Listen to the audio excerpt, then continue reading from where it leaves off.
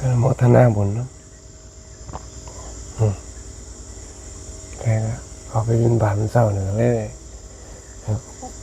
ทำคุยกันกับโยมนั่นแหละโอ้แต่พูดไตเขาว่าห่วยมากันเนาะก็เบิ้งส่วนใหญ่แล้วเขาก็เข้าใจตั้งแต่แบบมันบ้านๆนะว่าหนึ่งความเกิดเป็นเรื่องธรรมดานะเรื่องความเกิดความเก็บความแก่ความไข่บางคนก็ว่าเป็นโรคมะเร็งไตเป็นนั่นเป็นนี่ไตก็โรคเฒ่าโรคแก่เนี่ยมันโรคทุกข์ทรมานเฮาอยู่ซุมื้อนี่เฮาบ่อ่านบ่เรียนเบิ่งเนาะมันออกได้ดิโรคคือหมู่นี่โรคแห่งความเกิดความแก่ความเจ็บความพัดภาคจากสิ่งต่างๆหมู่นี่มันออกนี้ได้พระพุทธเจ้าเพิ่นก็บอกเส้นทางไว้อยู่มั้ยเฮาบ่พากันมาฝึกซื่อๆดิเพราะว่ามันยากเพราะว่าหมู่บ้านหมู่ก้อนพอยายนี่โอ้ยนี่มันยากอย่างแนวว่าโอ้ยก็แล้วแต่เธอแล้วแล้วแต่จ่อยจะบ่ว่างไหมก็ไปก่อนไม่นี้โอ้ยจังอย่างดอกอาจารย์เนาะโอ้ยบ่ยากแล้วกันเจ้าสิมาถ่ายมันตายแต่ก่อนเจ้าจังสิว่ามันบ่ยากมันแม่นบ่น่ะนะเบิ่งให้มันเห็นก็ยังว่ามันเฮ็ดได้แต่ตอนมีชีวิตดิหมดชีวิตแล้วมันก็เศร้าโอกาสมันหมดแล้วนะเขาก็มาฝึกมีโอกาสอย่าปล่อยปะละเลยเจ้าของคักหลายนั่นนะโดยเฉพาะเดือนนี้มันวันพระมันเริ่มบ่มีคนอยากมาแล้วดิมันมากอะมาสักกะซ้ำเห็นนี่ล่ะ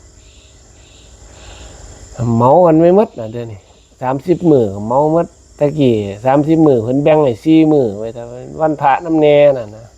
เดี๋ยวนี้บ่ให้จักพักผ่อนดอกกินได้บ่มีอาหารการอยู่การกินก็เบิ่งแล้วหาได้ก็ซ้ำเก่าอยู่เด้ล่ะหาแล้วก็ใช้เบิดบ่แม่นว่ามีแนวเอาเด้เบิ่งก็พิจารณาเบิ่งดีๆนั่นนะก็เลยว่าโอ้ก็จักสิหาพากันหาหยังนั่นนะจักว่าพากันยากอีหยังนั่นนะเบิ่งแล้วก็สิสนศาสตร์อยู่เด้บ่แม่นว่าสิสนศาสตร์เด้แฮงเบิ่งบัดแฮงโอ้ยโยมเนาะว่าซั่นเนาะมาเรียนให้มันรู้จักให้มันรู้จักเจ้าของนั่นน่ะมาเรียนเรื่องแนวเฮามีนั่นน่ะตาหูจมูกลิ้นกายใจเนื้อเบิ่งรูปเบิ่งเสียงนี่เบิ่งแล้วมันบ่เฮาเบิ่งมันบ่ชัดเจนน่ะนะเฮาก็มาฝึกให้มันเกิดความชำนิชำนาญสิ่งที่เฮาต้องมาเรียนนี่ตัวนี้แหละอายตนะ6นี่แดนเชื่อมกันนี่มันเข้าใจยาก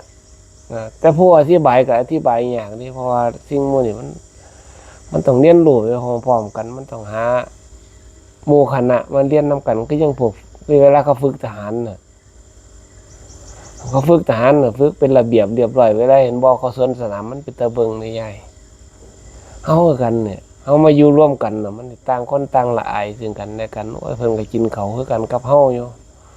เพิ่นแก้วกล้าเฮ็ดจังว่าบุญเฮ็ดอันใดก็สู้งานปฏิบัติธรรมมาเจริญสติภาวนาบ่ได้เฮ็ดร่วมกันโดนเทียนที่มีเดี๋ยวนี้คนมันเริ่มอิ่มตัวมันเปลี่ยนคืออิ่มตัวจริงๆบ่เห็นจริงหรอกแต่ว่ามันอิ่มแนวใดมันอิ่มพออัน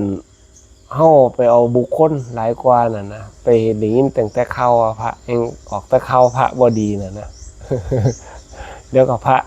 แก่หุ่นแล้วก็พระแก่นี่เป็นนั่นนะเรื่องแล้วก็เรื่องนั้นเรื่องนี้สุดท้ายพระที่เขาเคารพนับถือแบบเปียวรักเปียวเมียซะน่ะนะชิกเปียวเมียซะมันเขายังศรัทธายังว่าท่านเนี่ยออกว่าท่านเนี่ยออกหักเพิ่นว่าท่านเนี่ยออกหักอันนั้นเนี่ยว่าท่านออกหักแก้วมีตั้งแต่หักฝอยมันเรียกว่านิ่งเพราะว่าบ่เคยศึกษาเรื่องธรรมะที่เข้าใจอีหลีน่ะนะศรัทธาในเรื่องของธรรมศรัทธาตั้งแต่ในรูปในเสียงในเรื่องของ